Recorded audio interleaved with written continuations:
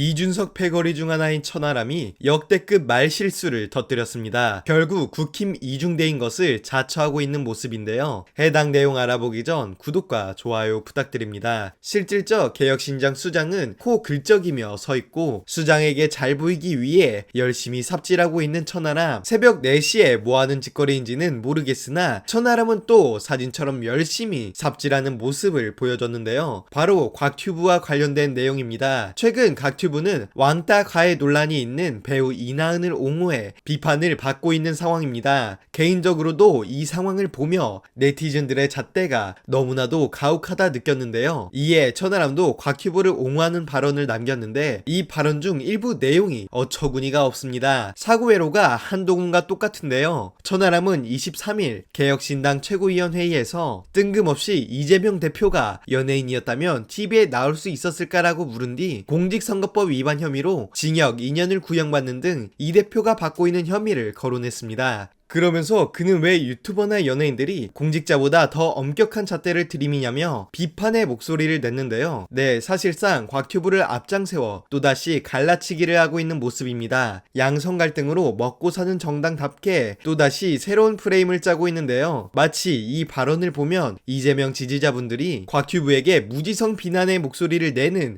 그런 모습으로 비춰지기까지 합니다. 보수 정치인들은 이재명 없이는 정치를 못하나 봅니다. 자신을 대표할 만한 정책은 없고 사이버 불링으로 힘들어하는 사람을 앞장세워 정치적으로 활용하려는 글을 보면 정말 토악질이 나와 참기 힘든데요. 해당 뉴스 댓글 분위기도 제 반응과 유사한 반응이었습니다. 마지막으로 김건희에 대한 여론이 더더욱 악화되고 있습니다. 이에 관한 내용 함께 살펴보시죠. 보도에 따르면 2020년 9월 무렵 일주일 사이에 김건희 여사와 이종호 씨는 약 36차례의 통화나 문자를 주고받을 정도로 매우 가까운 사이라는 것이 확인되고 있습니다. 당시는 주가 조작 사건 수사가 본격화되기 시작할 무렵이었는데 공범들 사이에 사건 수사를 어떻게 대응할 것인가 라는 것을 대책을 논의하는 통화이지 않았을까로 추정이 됩니다. 그런 끈끈한 관계를 이어가면서 이제는 국정농단의 주요 브로커, 정치 브로커 관계를 유지하고 있는 것이 아닐까 매우 강력한 의심이 들고 있는 상황입니다.